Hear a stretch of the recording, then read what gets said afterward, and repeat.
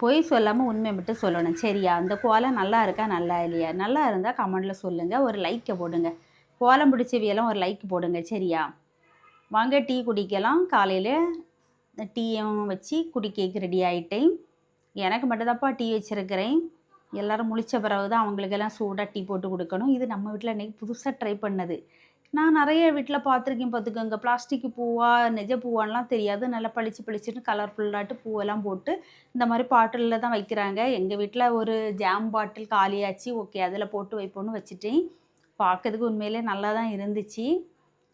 Okay, நாளைக்கு இதே மாதிரி வச்சிடணும். புதுசு புதுசாக டெய்லி நம்ம செம்பருத்தியில் தான் நிறைய பூ பூக்குது. நம்ம செம்பருத்தியில் இல்லைன்னா பக்கத்து வீட்டில் செம்பருத்தியில் நிறைய பூ பூக்குது. எங்கே அட்டையை போட்டாலும் ஒன்றும் இல்லை, ஒன்றும் சொல்ல மாட்டாங்க. ஓகே, பறித்து அதெல்லாம் வச்சுட்டு அப்படியே சோத்துக்கும் வெளியில் தீப்பத்தை வச்சு அரிசியும் போட்டுட்டேன். இப்போ வந்து நான் எதுக்காக வெயிட் பண்ணிக்கிட்டு இருக்கேன் அப்படின்னு சொன்னால், என்ன மீன் வரும் அப்படிங்கிறது தான் வெயிட் பண்ணிக்கிட்டு இருக்கேன். ஏன்னா நம்ம ஒரு 10-15 நாளாக மீன் குழம்பே வச்சு சாப்பிடலை.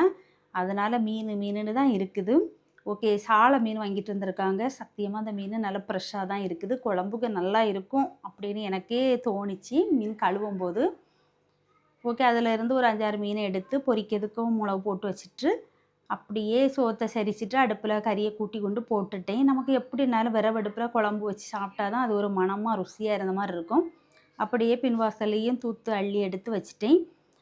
எங்கள் வீட்டில் இன்றைக்கி இது தான் பார்த்துக்கங்க. உங்கள் வீட்டில் என்ன கூட்டு குழம்பு வச்சிங்கன்னு கமெண்ட்டில் சொல்லுங்கள். Okay, bye, see you.